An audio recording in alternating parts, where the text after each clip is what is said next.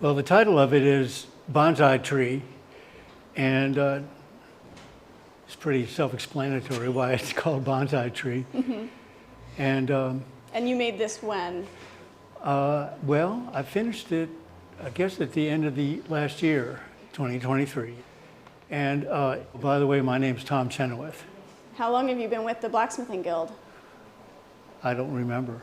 At least 20 years, maybe longer than that. I found out about it through a friend of mine who was a member, that they had just started. So I went to, my first meeting was at Jerry Venziano's trailer when he lived down in Williamsburg. Wow. There was about 5 or 6 people sitting out in front shooting the breeze, and that was it. I became a member and have been one ever since. And to see the facility that we have now after all these years is just very gratifying to me. What brought you to blacksmithing in the first place? Well, I went to art school twice. I have 2 degrees in art, a BFA from the Maryland Institute and an MFA from VCU. And that, and back then, $1 will get you a cup of coffee. So I started my own metal fabricating shop in '76. And did a little bit of everything. I wanted to expand the kinds of things that I made. So first I took a machinist class at the Richmond Tech Center. And I continued to take classes after that for a few years at night. I called it postgraduate work, where I learned how to be a machinist. So now I can make machinery. Okay, well, what's next? My friend Ken Weinbrenner, who's passed, had gotten into blacksmithing, and he and his friend had a blacksmith shop in Church Hill.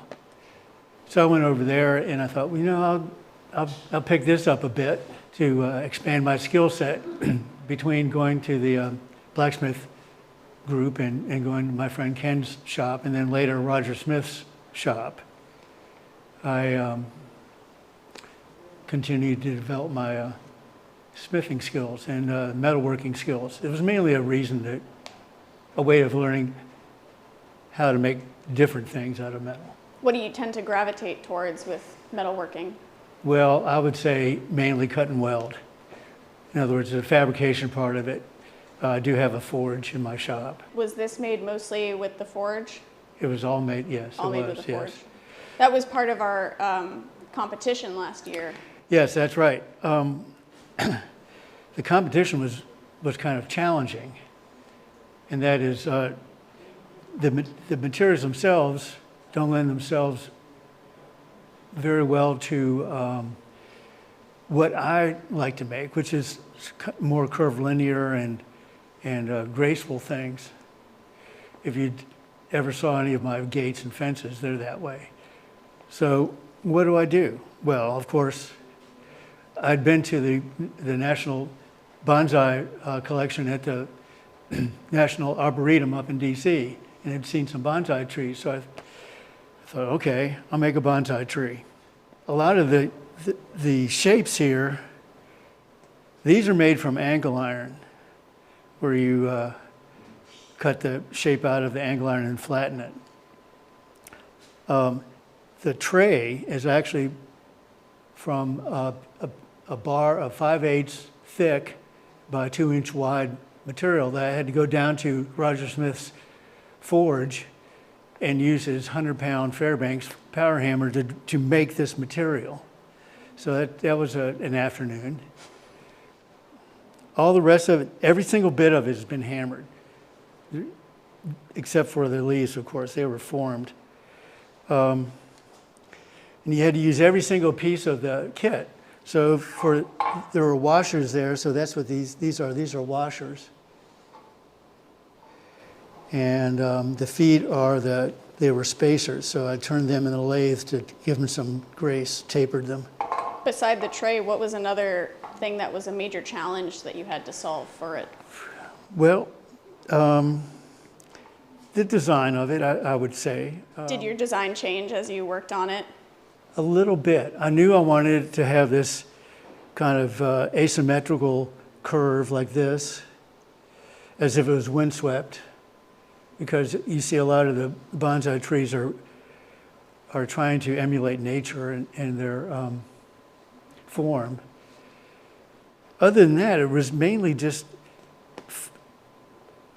getting the rod. There were some rods here that I had to cut out of another piece of strip, and then some reinforcing rod. I didn't have to do much of that, but I didn't originally have it with roots, and then I thought, well, you know, that would look kind of boring. So I decided to make it perched over top of this rock that I forged together, and have roots sticking out. So I think it came out pretty good. One thing I would change is there's only 2 sizes of leaves. I would probably have maybe a little more variety in the sizes of the leaves to give it, I don't know, it would look better in my opinion. A little more variety. Yeah, a little more variety, exactly, Right. yeah. So, And then how did you do the dirt in the bottom of the tray? well, I knew I was going to make from the beginning, I knew I was going to make a bonsai tree in a tray, and they always have dirt or some kind of sand or something in it. So what I did was, when I have a cutoff saw that has a little tray underneath of it that catches the sawdust. So I cleaned that out, and then I saved all the sawdust that fell from when I was cutting, you know, the different pieces out. The different, you know, I had to cut the leaves to length. So it gave me just enough sawdust to be able to cover over a plate that's underneath here. And the plate is made of leftover corners from cutting the leaves out. And it's all welded together, kind of Frankenstein monsters style, into a plate, which is ridiculous. You know, I should have been able to just go get a plate from my collection and use it.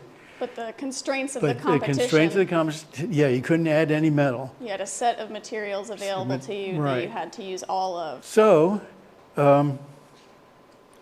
if I was doing it differently, naturally I'd already have all the right size materials, and I wouldn't have to forge them into the size I wanted. But what that tells you is that you can take a collection of somewhat awkward material, heat it up, and forge it into something that has some beauty to it.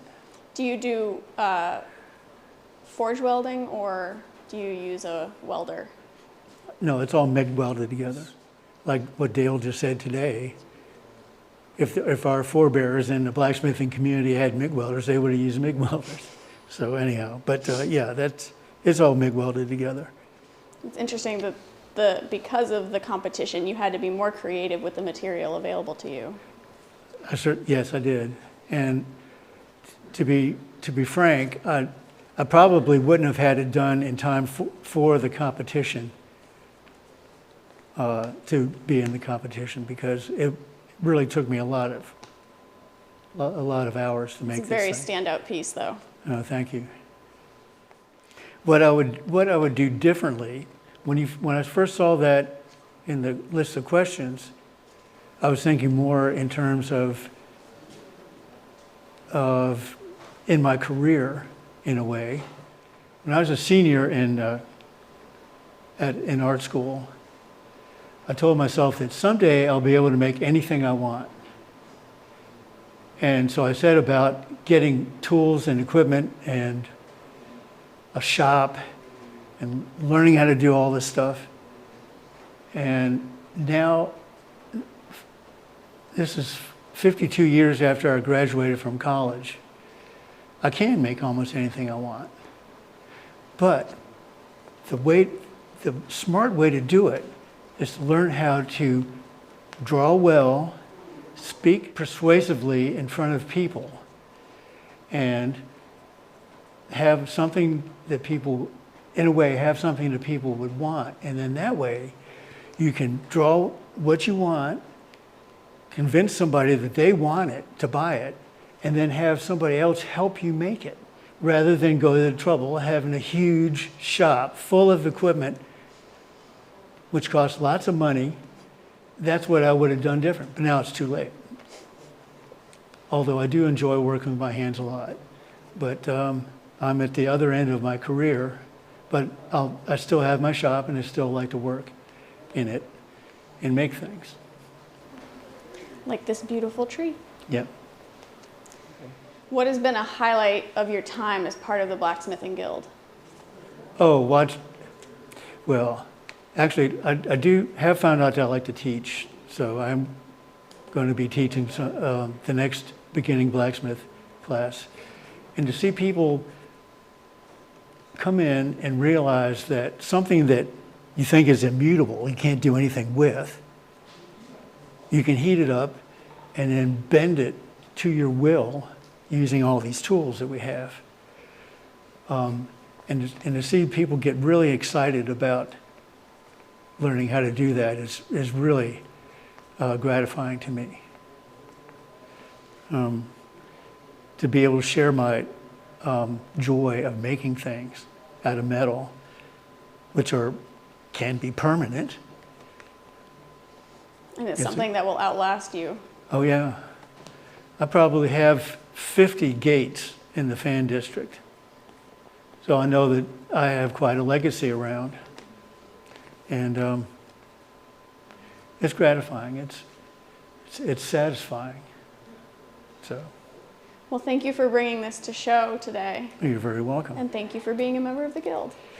Glad to.